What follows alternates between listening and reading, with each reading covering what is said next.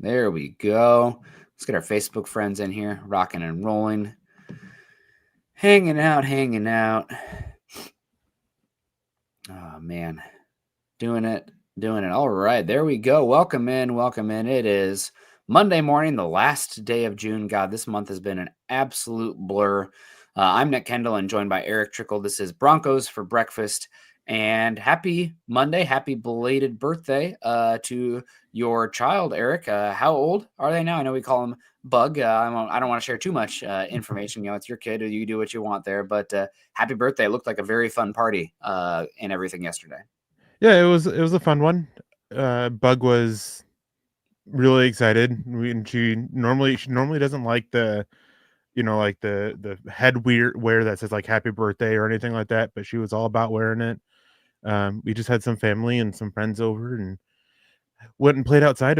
She wanted to do a bonfire on the beach, but all week it was supposed to be windy or rainy. And then at like 1 o'clock yesterday morning, I was still up and the weather's like, oh, it's supposed to be nice out and not cloudy. And by that point, we had already gotten all the stuff for an indoor birthday party. So we just managed to go outside and had some games for that, but not the beach. So, which is unfortunate, but she still had a good time. She got a cool cake. She's into monster trucks. So she had a monster truck cake and she just had a lot of fun with everybody there. And it was good to see some people that we don't get to see very often. And she had a good birthday. And my mother-in-law came down and stayed the night. And in the building we live in, we actually have some Airbnbs and might give out a little bit too much information where I live with that one. But anyways, Bug was really excited because Bug was able to stay the night with her too. And so it was a good birthday party for the little one. Turned 8. 8, man. She's getting old enough now that she understands she might be able to leverage the lack of a bonfire to a later bonfire day. It's like, well, I didn't get it this time. Maybe a smaller group of just my friends, or something like that, where it's like, we can do it anyway. I didn't really get it this time. Maybe next time. Maybe I'm the manipulative one trying to leverage multiple things here in the negotiation. But yeah, good time. I took the little guy on a big hike yesterday with a couple of my friends who are not really necessarily hikers. Came with me, which was a good time. Because I have the little kid, I can't go as far or fast or leave as early. So the threshold for them being interested dropped. So they came. So that was good. Now 9 miles, 1,500 feet on the north side of Mount Rainier. So it was beautiful, other than eaten alive. But luckily for the kid, I had a car seat bug net that fit over the top of the sun hood and down him. Didn't cover his legs. I used bug spray on his clothes. You're not supposed to put it on the kid's skin and not in areas where you can put it in his mouth, but he only got a couple bites, which was good, where I probably got 10 to 20. But it's that's what you get this time of year, and that's the price of admission for the wildflowers. So I don't know if you know this, but there is at least an Alaskan trick. Bounce dryer sheets. Just rub that on the skin. Works better I've than heard any about bug that. spray. Yeah. Yep. I've heard about that. Excuse me. Obviously, I still have a little bit of a frog in my throat. Hopefully, not as bad as last week. But yeah, I know it was a good time. And yeah, picture of us out there at looking down at one of the glaciers from Rainier, the most glaciated peak in the lower 48. Understandably, no pictures of the kid's face on social media, so back's there. And I like to get pictures of just him if I can, but there was a pretty good drop there. So you can't see it here. I'm holding onto his leg. Pretty good here. He was good. But you never know. We're hanging out, having a good time. We're going to talk about the Broncos defensive line today, but we want to say hello to everybody coming in first. Dave Glassman in the house with the Hearts. He actually was hanging out with me earlier, Dave, over on the Falcons channel. So great to see you, Dave. Hope you're doing well. Appreciate you coming in on both sides, and hope you had a good weekend. July 4th coming up here as well. So a lot of fun. Don't start any wildfires or I will find you. Me and Smokey the Bear will find you and obliterate you. Chase Wellner, morning, guys. No matter how you view the ranking, it just feels good to have the trenches be a strength again.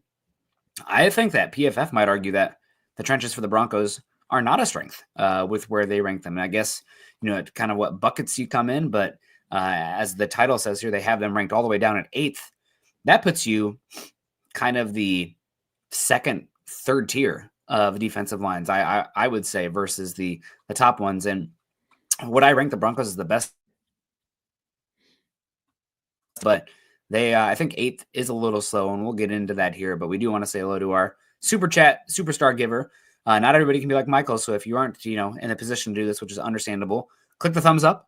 Care React, love React, whatever. We got the Care React coming in from Chase Wellner. Good to see you. Kaylee on Green with a like over on Facebook. Michael, we're still waiting for your like on here, but super chat's preferred, so you don't have to like. That's fine. Good morning. Hope you're doing well. Hope it's not too hot down there in Arizona. I am so soft these days living in the Pacific Northwest. I cannot deal with the heat.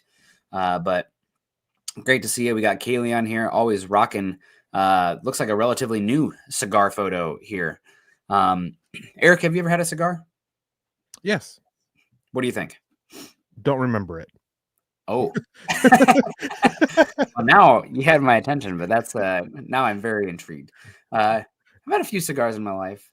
I will say I'm not a big, just not many tobacco. I did hookah a few times in college. The flavor, it's like a social kind of thing, but Zyn tobacco, I think that's more of a Gen Z thing. I'm not I'm not about it as much, but no, I mean, that looks like a good time with cigars. And I will say the aesthetic of the cigar is hard to beat. I mean, Kayleon looks really cool. I mean, God bless. Yeah. Well, Erica, you don't remember it. That's something. We haven't acknowledged your beard is still rocking here. So good for you. I was hoping you'd come with the gelled one today as well. Maybe for a super chat, we'll get that going. Conga says, does every Alaskan get 10,000 a year for oil production up there? I don't know exactly how that works. I know they're talking about reducing some of that as well. The CEOs need more. Of course, we're just, peasants, but I don't know exactly how that works living up there with the subsidies. Is that the word? I'm not even sure. Yeah, it's the permanent fund dividend. We get it once a year. It's not 10,000, unfortunately. I wish it was. The most that we've gotten, if I remember correctly, was about $3,400 per person. But that was, the permanent fund plus a energy solutions check or something like that. I can't remember what they called it. But it's a hot topic right now because of a lot of what's going on within the state. But every October we get it, and this year is unfortunately it's going to be the lowest when adjusted for inflation. So that's great. It's just, hey, it's money. It's extra money into our pockets. But just with the issues, I don't want to get into with it because I don't want to go down that road of things. But just with the issues with it, it's still a little frustrating. I will say congrats to Alaska not selling off a fourth of their land with the Senate dropping the public land sell-off. That's like an 85-15 issue, so I don't even feel like I'm going to get in trouble for mentioning that as well. But you had all sides really combating that one. So, yeah, congrats to Alaska protecting some of their land to some extent. I mean, obviously there's, it's more nuanced than that, but good to see that.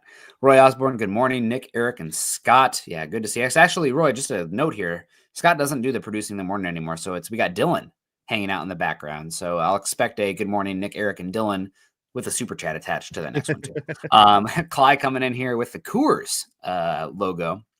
Relatively new logo there, Clyde. Good morning. Is it September yet? Clyde, don't do that to me. We're going to be moving over at some point in September, and I need time to pack this freaking house. So yeah, please give me a little time. I'm not excited about packing a house in a unair conditioned house, which is kind of the norm actually in Seattle. Not so much with temperatures increasing, but yeah, no, not quite yet. We need a little bit of time. Dante King. This is a relatively new name here for me. So good to see you, Dante. Appreciate you. Look like you are some sort of rapper, singer, performer of some sort. So yeah, let us know in the chat. Good to see you. Good morning, Broncos country. And always good to have musical artists in here as well. If the chat didn't know, I played violin since the age of 4. So didn't have much of a choice. My mom's an orchestra teacher, but all state and all that stuff. So I need to get back into it. The little kid's definitely going to play. He has no choice, like I had no choice. But he says he's going to put the Broncos at 5 or 6 in the ranking, which when I looked at this list originally, Eric, I'm like, I think 5. I looked at the numbers, the teams ahead of them. I'm like, I think 5 is the spot. We'll get into the ones above them here just a second. Did want to also say hello. Michael said it's hot in Tucson, getting ready for some rain. Thank God, man. You guys probably need it. Greg, good to see you. Hope you're doing well. And also, Clyde says he's starting a new job for Coors Miller tomorrow. So that's why. Are you out in Golden, Clyde? Or are you somewhere else? I probably don't need to be a sales rep in golden. That it sells itself at that point. But yeah, good to see you, Cly, and appreciate that. Jake's in here too. Good morning, Broncos country. Hope you have a wonderful day. It's Monday, but it is a short week. So we got that going, and it looks like it's going to be summer's arrived in Seattle. It's mid-70s and sunny every single day. A lot of people think rain all the time. We actually have more of a Mediterranean climate where it's the wet, cloudy season, and then once it's like July 5th, sunny and dry. It's actually not the best sometimes because wildfires, but everything like that. Kathy, morning. I'd say the Broncos D is at least top 5. The defensive line, defense definitely top 5, but the defensive line, and we'll get into that here. So PFF, again, shout out to, this is a name actually I don't know for PFF, Zoltan Budde. Relatively, I typically know the names. This is a new one to me. So shout out to Zoltan. What a name. The Broncos ranked all the way down at 8th. The teams above them, he has the Steelers. He has the Philadelphia Eagles. He has the New York Giants. He has the Houston Texans, the Buffalo Bills, the Detroit Lions, and the Cleveland Browns. Then followed by the Broncos. Then it's the Rams, Ravens, Dolphins, Cowboys, Patriots, Titans. So there's your top 15. Kansas City coming in at 15. Broncos at 8. He writes, the Broncos defensive line might be the deepest in the league, with 7 players ranking among the top 50 of their respective positions and PFF overall grade. Denver's defense generated pressure on a league-leading 40.7% of plays without blitzing, showing what the defensive line is capable of. The unit is led by interior defenders John Franklin Myers and Zach Allen. Hey, first time I've ever seen PFF give a positive shout out to Zach Allen, so there's a win already for me. Good job, Zoltan. The former generated pressure on 14.7% of pass plays, which ranks 2nd among interior defenders, and the latter's 13.2 clip ranked 7th at the position. So shout out to Zoltan giving Zach Allen some credit here. But maybe I think 8 overall is it's a little low for me, considering what this defensive line is. The real interesting part from you, though, Eric, is the Broncos ranking so high in the non-blitz plays. I'm almost curious if some of that is an effect of how often they blitz as well. Like it's kind of, they're kind of a anomaly there, but a league leading pressure rate at 40.7% of plays. Color me shocked. I thought this was a defense that was much more predicated on blitzing because of what they have in the back end. So maybe they should blitz less this year. Pretty interesting. Yeah, that was pretty interesting, and I'm with you. I think 8 is a little low. We talked about this for a little bit on Friday night with Lance, and I got a little heated with it because it's just one of those things. It's like, so I don't know about you, but the number 1 team is the Pittsburgh Steelers. I wouldn't put Denver's defensive line, defensive front ahead of the Steelers, but I think I can understand an argument from some to do so. Yeah. And I don't think even the Pittsburgh Steelers should be number 1.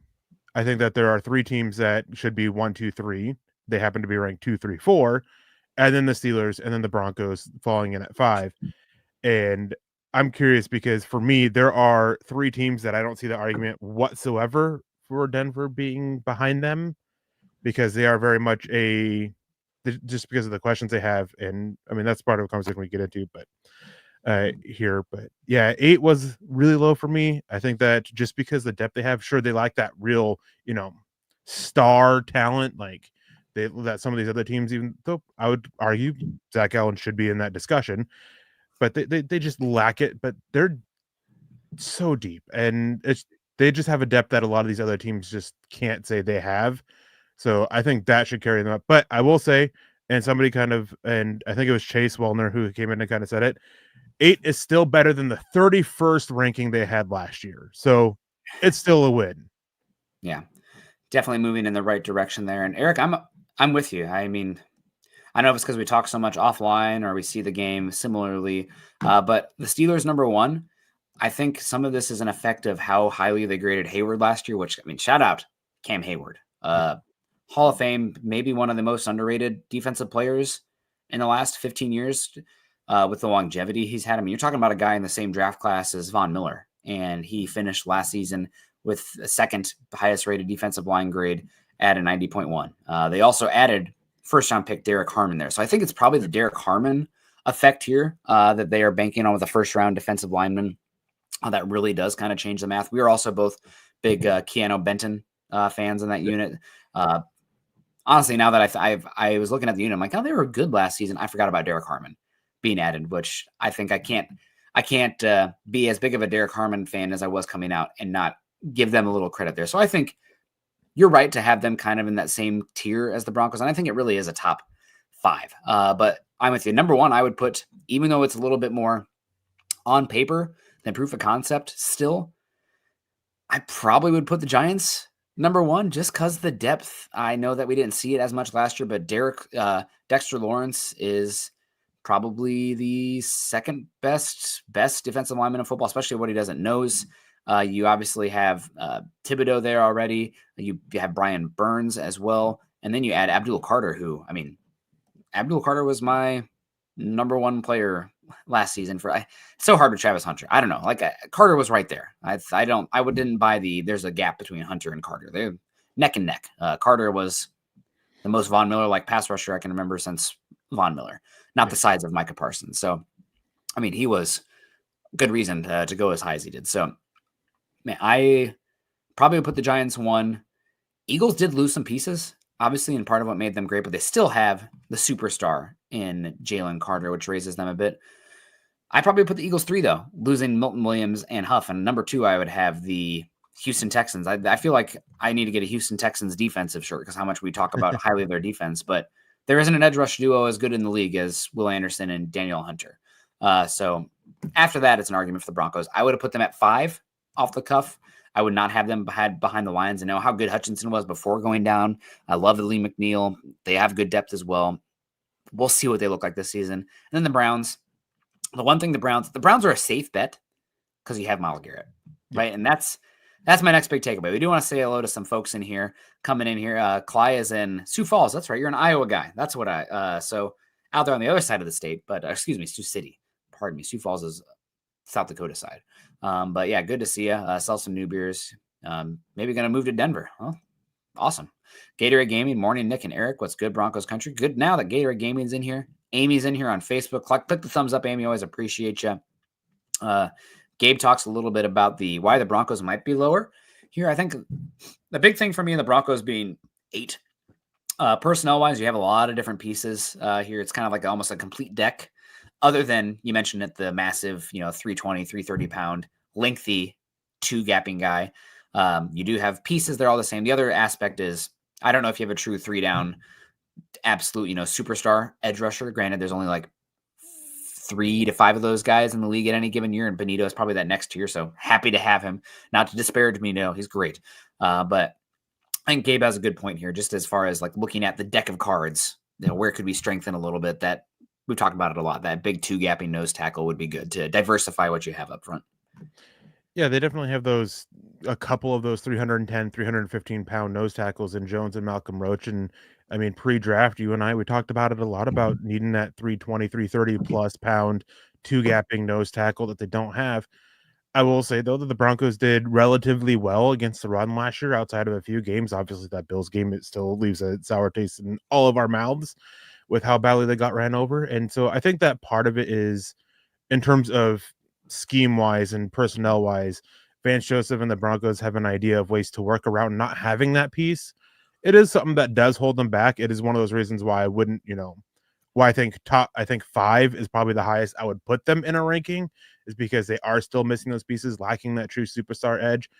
But again, as we've said, is they just have this depth that allows them to have this insane rotation, and especially with adding Savion Jones and to that unit, which should be an easy upgrade over Jordan Jackson, because Jordan Jackson was probably the second worst defensive lineman I've watched for the Broncos in the last 3 years.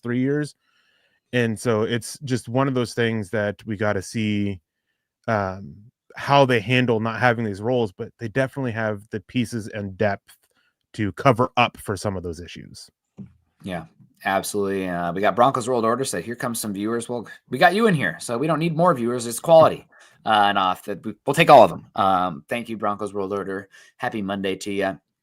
Konga mentioned still worried about the team's run defense. Some of that's just like a effect of the how they play defense schematically. But right, personnel is a big question as well. Are they going to switch up like last season when they were getting run over by the Bills? Are we going to see John Frankenmeyers play some edge? The stuff like that, options like that. Could it be Savion Jones this season? I know that Mike Clay had Savion listed as an edge. I don't think that's going to be the case, but they didn't seem to have that changeup in their arsenal. But when it comes to the run defense, it's not just as much the defensive line as it is that second level of the defense too. I mean, last season, then the games when they did get run over, it was edge rushers were a big part of it, not having the two gapper, which can have like a downstream effect, but it was also Jaquan McMillan and the linebackers. And you had Jahdae Barron, who, while smaller, he's not necessarily like a Jeremy Chin safety nickel type, but cornerback nickel, but he plays physical, good run defense. Maybe not always at the point of attack necessarily, but still can be a plus amplifying player there. And then also the linebackers. I mean, that Bills game, it was just leak yardage left and right. I haven't seen that many leaks since early on in Mills's, my son's life, when I didn't quite understand to flip the diaper parts out. And you got some leakage sometimes, not to overshare, but a lot of leak yardage from the Broncos linebackers. Like a 1 yard run turned into a 4 yard run, just constantly. So hopefully Dre Greenlaw, Alex Singleton, that'll be cleaned up a bit along with Jahdae Barron. But, there is some questions about the defensive line still as well, of course. Yeah, and it's just one of those things is like we talk about this. We mentioned this a lot on here and with football and everything. It's a little bit of everything. Like you can look at it, the lack of that big nose tackle that hurt because when you turn on that Bills game and how they handled DJ Jones, well, it trickles out. And then not having the edge defender to help cover for that, or the linebackers not filling in properly and getting caught and all this. Like, so it's just a little bit of everything that goes into it. Alex Singleton, if he's able to come back, that can help there. Improving over Jaquan McMillan in the slot against the run, that can help. Dre Greenlaw can help. And so it's just all these things that can help against the run game. But I definitely understand the worry about the run defense, especially after that Bills game, because that Bills defense or that Bills offense, that game really showed how to attack this defense against the run. And it's one of those reasons why I really thought they would add that nose tackle to add that kind of like formula changer up front. And so teams can't look at that Bills game and look at what they did and just try to copy it up front. And so I definitely share some of that worry with it. But again, I think when you're able to rotate as much as they can up front, especially with versatile pieces, as you mentioned, John Franklin Myers or Xavier Jones, if needed, can line them out on edge if they want to get a little bit bigger overhaul up front. They have that versatility. And, when you have, and last year, I mean, they had John Franklin Myers, but they didn't have that other piece who could really fill in for him because Jordan Jackson was that bad. Well, now they can either keep John Franklin Myers in that 4I5 spot and put Xavier Jones or vice versa. So they have options. And that's one thing that's always good if you have a clear issue with something, to have your options to try to help cover for it.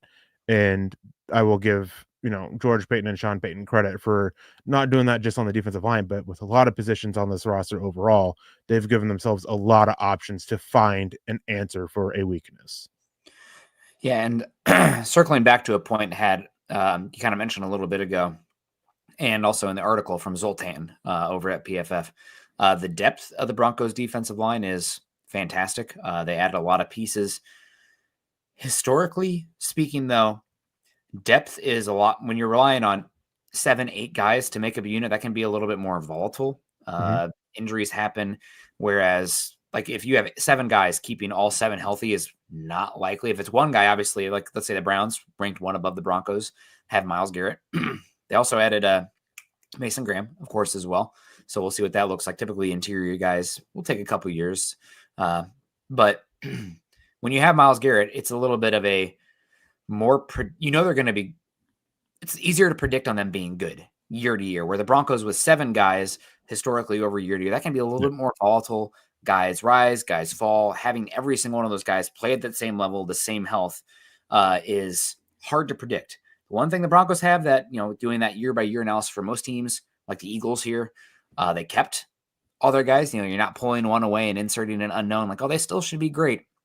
But I do think when you are talking like in hindsight, looking retrospectively, it's like, oh, the depth, incredible depth.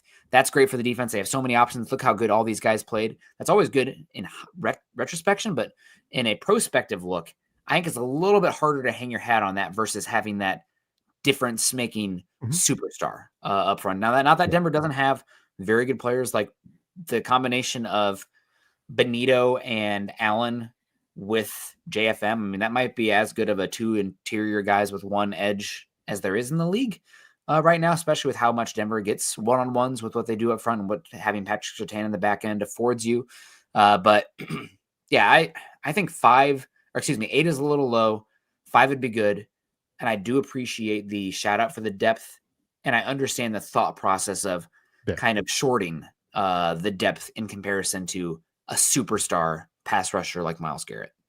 Yeah, and on that note too, especially the volatility of it, is the Broncos had 4 guys of this group have career years last year. Can they replicate that? Like that's a big question. So I mean, I guess when you look at it, that could be a reason to, even with the depth and with what all that you just said about that and how volatile that can be, maybe not being super certain that they can get 4 career years again out of guys is part of the reason why they dropped them down to 8. I still disagree with that kind of thought, especially when you are with some of what they've said about some of the other teams and some of the other teams ahead of them, primarily the Lions. As good as Aiden Hutchinson is, as good as Aleem McNeil is, they're both coming off pretty severe injuries. We don't know what they're going to be. And I kind of have a similar view with rookies. So on Friday night, I was talking about it. I was always taking all the rookies out of the equation. Even Savion Jones, I took out of the equation just because we don't know what they're going to be. They haven't played it down in the NFL yet. They can potentially be a needle mover, but for things like this, I always try to take the rookies out of it. So Derek Harmon and Abdul Carter, both of them taken out of it. But still, it's like, it's one of those things where you can look through every single one of these teams. They all have their pros and cons.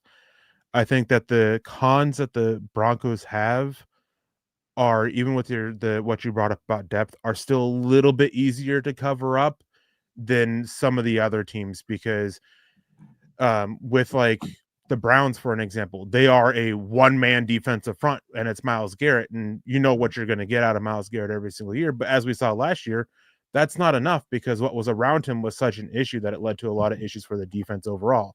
Myles Garrett still got his, but the rest of the unit couldn't hold up. So it's one of those things of, would you rather like that talent to be spread out a little bit and maybe not as elite up with that top guy, or do you want that elite guy? And I'd take the more spread out group of it, even though I have my concerns about Jonathan Cooper, Nick Benito, and even Zach Allen and all these other guys, DJ Jones. It's still more spread out, and while they have weaknesses, it's not everywhere on the defensive line except for one spot. You do have to have enough quality in other areas, and one team that has me come back to is the Cowboys, who might have the actual best pure pass rusher in football right now. I mean, if Micah Parsons plays the full year last year, he might win Defensive Player of the Year. I mean, he was unbelievable in the second half. But the issue with the Cowboys is they could not stop the run at all. So you couldn't really unleash that guy. So luckily for the Broncos, they do have a assortment. I mean, we heard George Payton talk about it in the combine press conference about how good the run defense was metric wise. Now, granted, once they played, some of the good offenses, it kind of became an issue. But some of that was the offense as well for the Broncos, not being able to. Sometimes when you go against elite offenses, your offense also has to match. And Denver's was too infant in a lot of areas to really play that way. It's just sometimes it is that. But yeah, overall, I don't really have, again, 8th overall. I probably would have put him at 5. Is 3 spots that egregious?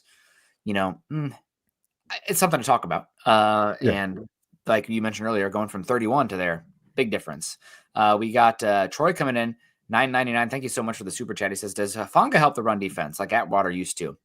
I think he will help the run defense. I think some of it is going to be like we talked about the Bills earlier with the leakage yardage. Well, if the linebackers are kind of starting to let a leak and you have Hufanga flying down and tackling the guy, there's no leakage. There also, I think, some of the quick pass game stuff outside the tackle box, run game stuff. You should see Hufanga coming down, flying down, and making some plays. But yeah, he should help the run game as well, especially compared to what the Broncos line safeties looked like last season outside of Brandon Jones. In run defense.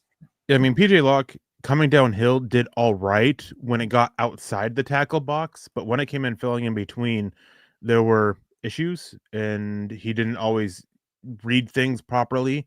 And Hufanga, I mean, he plays like his hair's on fire often, but he still makes good reads pretty consistently to where when if is between the tackles and he has to come downhill and the linebackers end up leaking or the defensive line doesn't hold up or whatever, I still have more trust in Hufanga than PJ Locke in that aspect. And I think Hufanga working outside the tackles coming downhill is still better than PJ Locke. So I think Hufanga is going to be a pretty good upgrade in terms of run defense for the team. But I mean, we talked about McMillan, we talked about Greenlaw and Singleton and the linebackers. Hufanga is another one of those pieces when it comes to run defense. It's a team effort. And a lot of times, and the Broncos are taking that team effort approach with it without having that big nose tackle run stuffer guy. And Hufanga, yeah, of course he is going to help. And thank you, Troy, for the super chat. We appreciate that so much. Yeah. God bless you. Kathy comes in and says, how worried should we be about Omar Norman-Lott for the Chiefs? Like that guy for the Broncos. If you went on first and second down, you shouldn't be that worried about Omar Norman-Lott.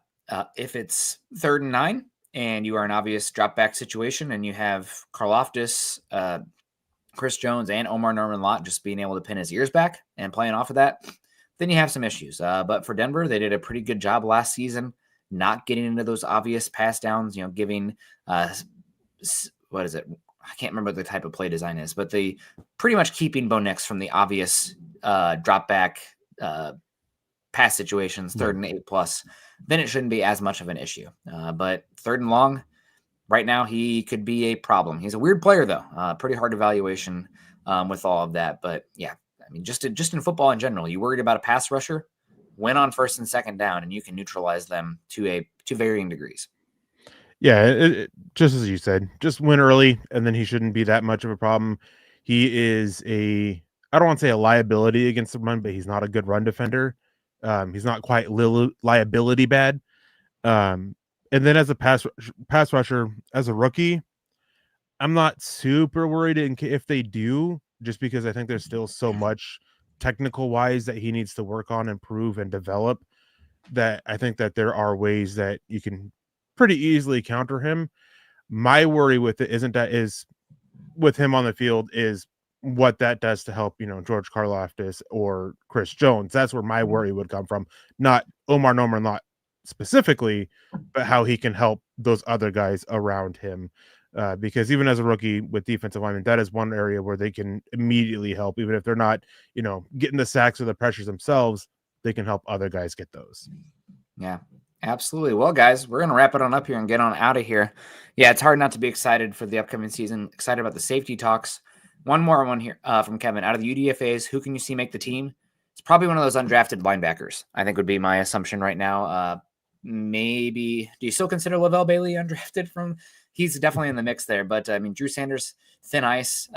Stranad is a fine 4th linebacker, special team stuff. But there's opportunity to be had for that. The other one is, I think, Xavier Truss, potentially maybe one of the guard tackle options on the offensive line. But those are the ones who stand out to me. I think he might be a little bit too deep at wide receiver. Not like good depth, but like pieces you invested in to have one of those wide receivers make it right now.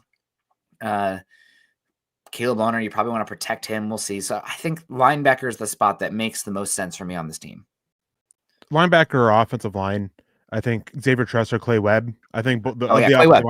Good call. Those are the two that have the most likely chance, and then one of those linebackers, especially I can't remember what his name is, but there's one dude that I have heard nothing but praise about for, and could kind of follow that Lavelle Bailey path. Obviously, when we get to training camp, that's going to show so much more. Linebackers are one of those hard evals during OTAs and mini camps and all that stuff. Yep. But I wish I could remember the linebacker's name, but there's one that definitely has my attention as we get into training camp to see if he can make that rise like Lavelle Bailey did last year. Yeah, I mean, we have 3 undrafted free agents for the Broncos at linebacker. You got J.B. Brown. Is that the one from Kansas? He's somebody who stands out there. You got Jordan Turner as well from Michigan State. They brought in then Kareem Reed from pretty Utah. Sure it's Brown, the kid out of Kansas. Pretty sure it was him. So, and also just from a probability perspective, you have 3 undrafted there out of the 7, 8 that you're carrying right now. So linebacker stands out.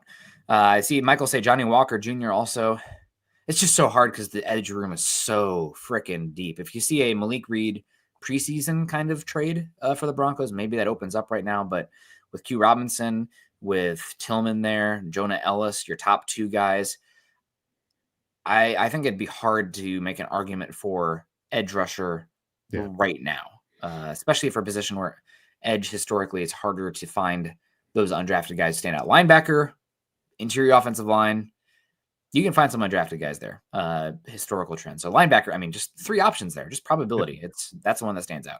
Yeah, edge, you're 5 deep at edge. And as you said, unless you're seeing a preseason trade of it, I don't think there's an opening there because I think the 5 edges that they're going to carry on the 53-man roster are pretty clear and set. And when you talk about that, a preseason trade, who's it going to be? Is it the only one that possibly could be traded really is Nick Benito? Are they going to give up on Jonah Ellis, after a rookie season? Dondre Tillman, while he had a solid season last year, especially to close out, does he really carry much value as a trade piece, as that 5th rusher of the group? And Q Robinson, a rookie they drafted, special teams player, obviously it's not going to be him. Jonathan Cooper with his contract, he's not tradable. So it really comes down to Nick Benito as the only one you can trade. So I like Johnny Walker. I think that he's got a really good shot at the practice squad. But yeah, also with the type of player Johnny Walker is, I think it's going to be a little bit hard for him to stand out enough to possibly unseat Tillman as that 5th edge rusher. I do think that there's a chance, like if somebody offered you a 5th round pick for Tillman, considering you paid nothing, that's just like good business, right? Because you you undrafted free agent. If somebody gives you a 5th, even if you're sending, like, let's say you get a 2026 5th and you send a 2028 7th back. I mean, that's profit for the Broncos. Yeah. So that's something, and that's kind of where the Malik Reed trade ended up being as well. So I'm not saying we should trade Tillman. That's just like another one where it's like, it seems like, oh, that's small, marginal. And maybe for a team with where the Broncos are at right now, like this is a going for it team, it's harder to exactly make the pitch to do that move unless, Johnny Walker's unbelievable, Q Robinson's unbelievable. You're just bursting at the seams and somebody has to go and you just need to get some value back versus nothing. Speaking about value back, Michael Ronquillo, great show today. Nick and Eric on Broncos for breakfast. Great to see you. Awesome. Aloha's perfect because it means hello and goodbye from Patrick here. And we are going to be getting on out of here. But thank you so much, Patrick. Drinking some Lion coffee right now in my Yosemite mug. I climbed that guy, Eric. Half dome right there. That was a good time. That's probably my favorite summit I've done right now. Oh, man. Yeah, probably. Mount Whitney was cool. It'd have been cooler if Carl could have made it to the top with me rather than being a chicken. No, he made the right choice for himself. But no, we also got Jermaine coming in saying, good morning, guys. Great to see you. And Gatorade Gaming saying, great show as always, fellas. Have a good day. Everyone, have a good day. We appreciate you. Dylan knows my issue on Wednesday. My charger cord was fizzling and dying, and we got a new one and it's working. So thank God. We were like, okay, I'm at 2%, 1%. All right, see you. Bye. We're good now. We fixed it. It's all good. I'm glad it happened on a Wednesday instead of a morning. Michael coming in a couple times. If it'll let me click, there we go. Thank you so much. Troy Boer, of course, as well. One of our favorites. And Patrick, Patrick sponsors my fatherhood right now. That's a weird thing to say. Did he cuck me? What the heck? No, Patrick does that because of I need the caffeine. And man, it's I said, hey, my wife's been in the hospital for 12 days and I am dangerously low and I might die. Can you help? And I got it like 2 days later. So shout out to Patrick. Shout out to everyone. Thank you guys for joining us today. Click the thumbs up on the way out. That would help us a heck of a lot. If you are not in a position to donate super chats, make sure you're following Eric and I on Twitter. Eric's at Erick Trickel. I'm at Nick Kendell, MHH. Follow us at Mile High Huddle. We're over at facebook.com/Mile High Huddle and facebook.com/Mile High Huddle pod. Please subscribe, like, and share. And Eric, I'm excited. One of my favorite books I've read in the last decade. They're making a movie, so I'm a little bit nervous about it, but they dropped the trailer today. Project Hail Mary. If you haven't read that yet, or especially the audiobook is like the best audiobook read I've ever come across. But it's written by the same author who did the Martian, and Project Hail Mary is I think 5 times as good as the Martian. So it's Ryan Gosling, who I so on. I had a different picture in my head of who the character would have been, but trailer just came out and I'm excited for the movie. So gonna get out of here and watch that before I get on dad duty. Bookmeister, good to see you. Proud Zennial as well. Great to see you guys. Final thoughts, Eric? No, just a quick programming note. Obviously, with July 4th being on Friday, I hope everybody has a wonderful July 4th, and I'll repeat that on Wednesday. But Lance and I won't be live on Friday night. We're going to be out enjoying the festivities of July 4th, but we will be live on Saturday at 7 p.m. Mountain Time. And I might be out Monday the 7th. So I'll let you guys know Wednesday, Thursday, but I don't know if the show will go on or maybe it's July. Is what it is. But love all y'all. Appreciate you. Have a good week. Have a good short week for those of you who have the 4th off and everything. Yes. Don't blow off your hands. Keep your digits. Don't set any wildfires, or Smokey the Bear and I will find you. Promise. All right. Have a good one. Kindness, compassion. Go Broncos.